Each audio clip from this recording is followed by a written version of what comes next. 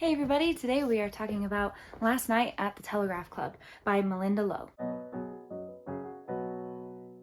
Last Night at the Telegraph Club is a story about a girl named Lily who is in her senior year, and she discovers that she really wants to go to somewhere called the Telegraph Club. This story is set in the 50s, so this is putting us into a different perspective right off the bat from what we might normally be reading about. What I mean by this is a story representing LGBTQ plus community, and specifically lesbianism and this sense of homosexuality that was not tolerated back then, at a much more scary level in the 50s. And so we have a lot of great queer representation in books, I feel like now. If you go to the YA section in particular, there is a lot of, just right on the cover, you can see two of the same sex on the covers often. And you can read a lot about love stories that are not your typical heterosexual relationship.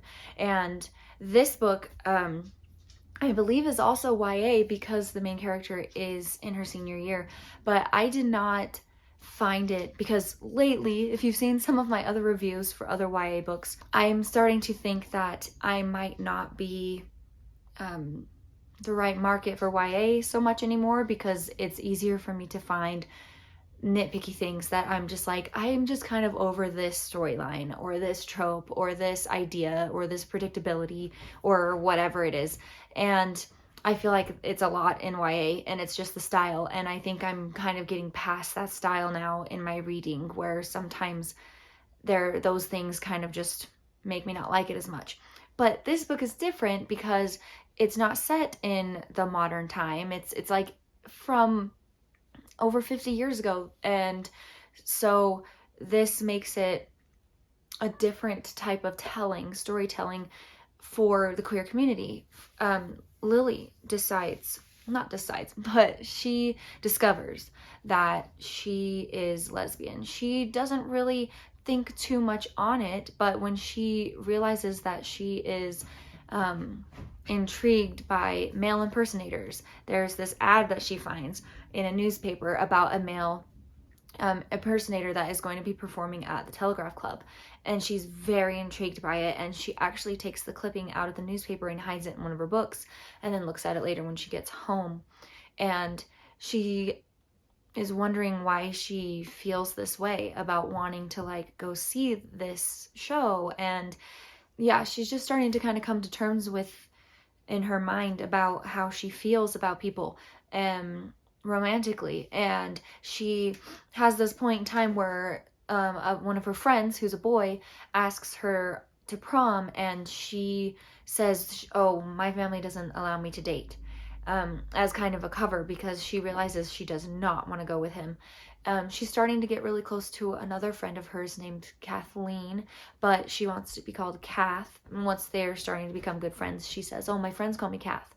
So Lily and Kath, they start hanging out more, and they've always had classes together, but one time when Lily's in the bathroom, she drops her purse and a bunch of stuff falls out, and Kath ends up being in there when this happens.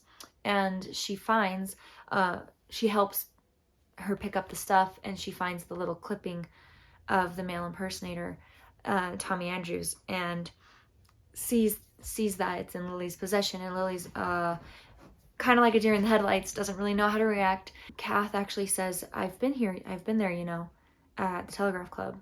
And Lily was like, oh. And she realizes that this is an opening. And so eventually she gets the courage to ask Kath to take her to the Telegraph Club.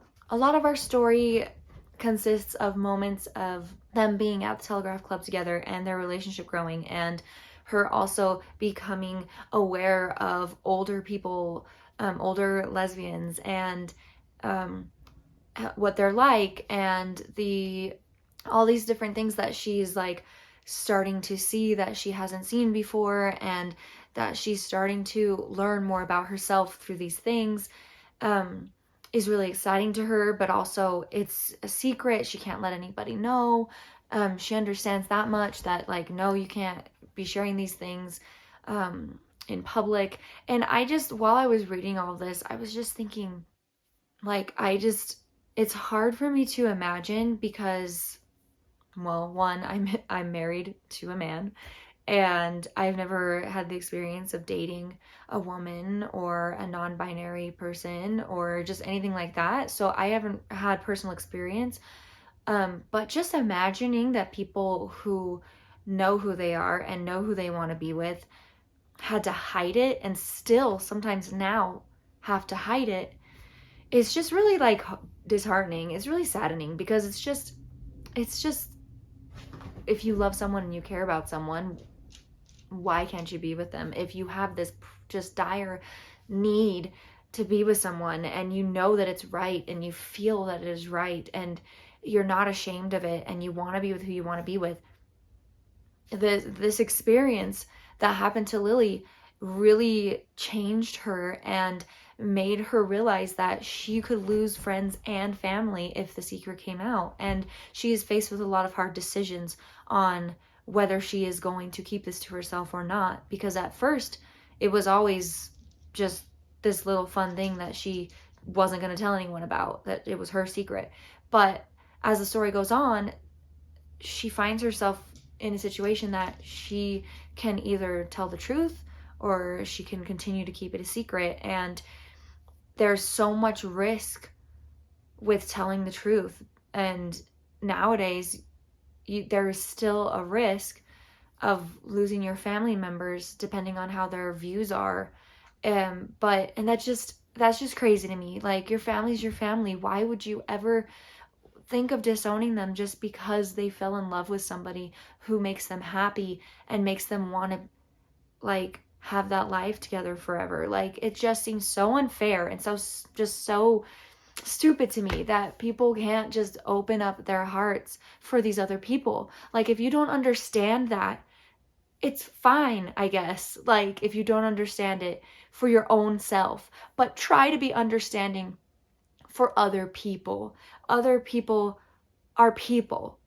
It's just a person just like you, who has wants and needs and desires and loves, and they might just love somebody different, like, than how you love somebody. And why is that your problem? Why do you want to make that be a problem for them? Like, okay, I'm done.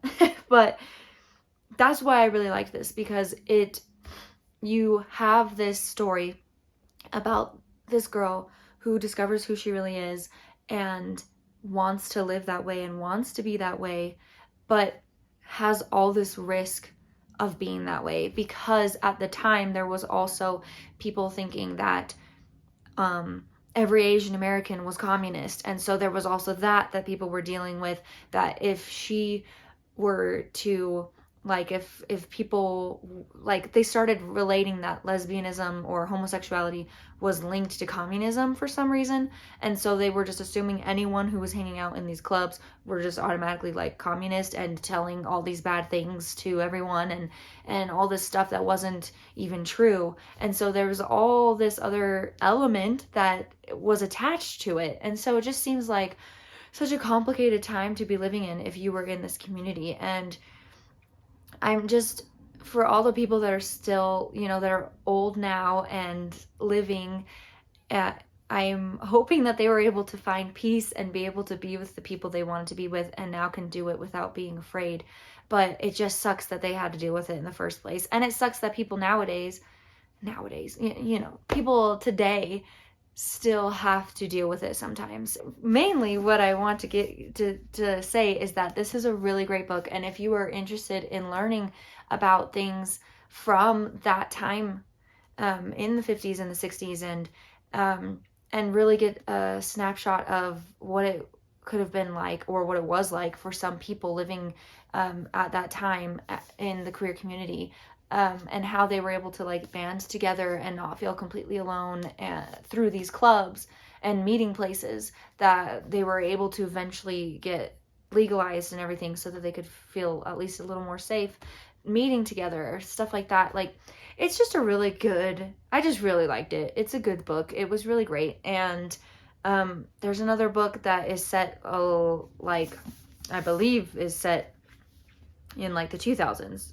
And they're supposed to be, yeah, it's called A Scatter of Light, and it's a companion novel to this in 2013. So it is still having to do with the queer community and same-sex marriage, but it does say that there is also a note of closure for Lily and Kath. So it also has something that goes back to these characters in here. So that in itself makes me think that I would really enjoy that book too. So I'm going to have to get my hands on that and read that one as well, and see how it compares, and see if I still like it as much as this one, with it being set in the 2000s, if I'm still going to enjoy it the same, which I assume I will, because it probably has to do with the writing style of this author that I like, and I didn't feel like it was your typical YA kind of story that a lot of the YA books I feel like have now.